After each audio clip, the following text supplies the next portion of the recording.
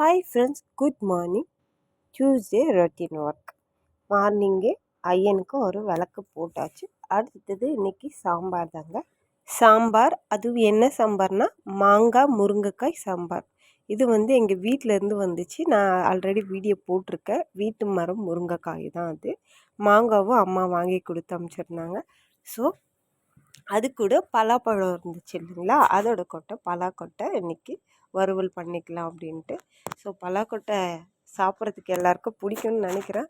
இதில் வறுத்தா ரொம்ப டேஸ்ட்டாக இருக்குங்க, ரொம்ப சூப்பராக இருக்கும், உருளைக்கிழங்கு போல் இருக்கும். ஸோ இன்றைக்கி ஒரே சாம்பார், டிஃபனுக்கும் அதே சாம்பாரை வச்சுக்கலான்ட்டு சாம்பாரும். இன்றைக்கி இட்லி தான் டிஃபனுக்கு. ஸோ ஆல்மோஸ்ட் டிஃபன் ரெடி ஆகிடுச்சு. அடுத்தது சாம்பார் தான். இந்த மாங்காய் முருங்கைக்காய் சாம்பார் வைக்கிறது ரொம்ப ரொம்ப ரொம்ப டேஸ்ட்டு சூப்பராக இருக்கும், அல்டிமேட்டாக இருக்கும்.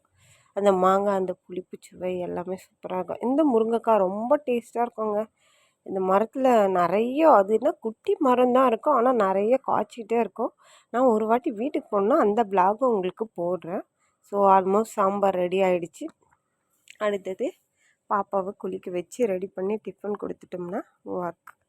அவங்க சாப்பிட்றதுக்கு டைம் எடுத்துப்பாங்க. நான் லாஸ்ட்டில் தான் மாங்காய் போடுவேன். இன்றைக்கி தோல் எடுக்கலை, ஸோ அப்படியே தான் போட்டேன். டேஸ்ட்டு சூப்பராக இருக்கும் அப்படின்ட்டு.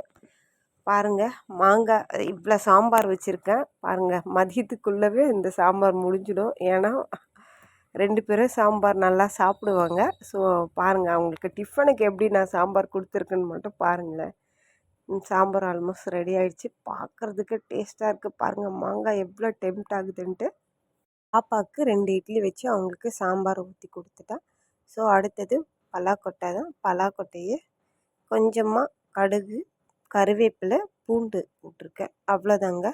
உப்பு, மஞ்சத்தூள், கொஞ்சம் மிளகாய்த்தூள், குழம்பு மிளகாய்த்தூள் தான். நான் வேறு எதுவும் போடலை இதில். ஸோ கொட்டை வறுவல் ரெடி ஆகிடுச்சு. அடுத்தது சாருக்கு பாருங்கள், சாம்பாரை பார்த்திங்களா, சாருக்கு தான் இந்த இட்லி. பாருங்கள், 2 பேருக்கும் ஸ்பூன் போட்டு குழந்தைங்க 2 பேருக்கும் கொடுத்தாச்சு. இவங்க சாப்பிட்டு முடிக்கிறதுக்குள்ளே அடுத்த ஒர்க்கை நம்ம ஸ்டார்ட் பண்ணணும்.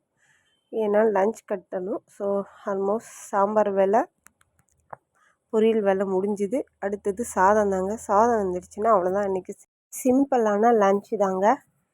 மாங்காய் முருங்கைக்காய் சாம்பார் அண்ட் பலாக்கொட்டை வறுவல், அவ்வளோதாங்க. என்னோடய வீடியோ உங்களுக்கு பிடிச்சிருந்துன்னா லைக் பண்ணுங்கள், கமெண்ட் பண்ணுங்கள், ஷேர் பண்ணுங்கள் அண்ட் சப்ஸ்கிரைப் பண்ணுங்கள். எல்லோரும் ஹாப்பியாக சந்தோஷமாக இருங்க. நெக்ஸ்ட் vlogல சந்திக்கிறேன். பாய். தேங்க்யூ. சாய் சுஜி சமையல். டேஸ்ட்டு வேறு லெவலுங்க. நான் சாப்பிட்டு முடிச்சிட்டேன். நீங்களும் சீக்கிரமாக சாப்பிட்ருங்க. டைம் வேஸ்ட் பண்ணாதீங்க. பாய். தேங்க்யூ.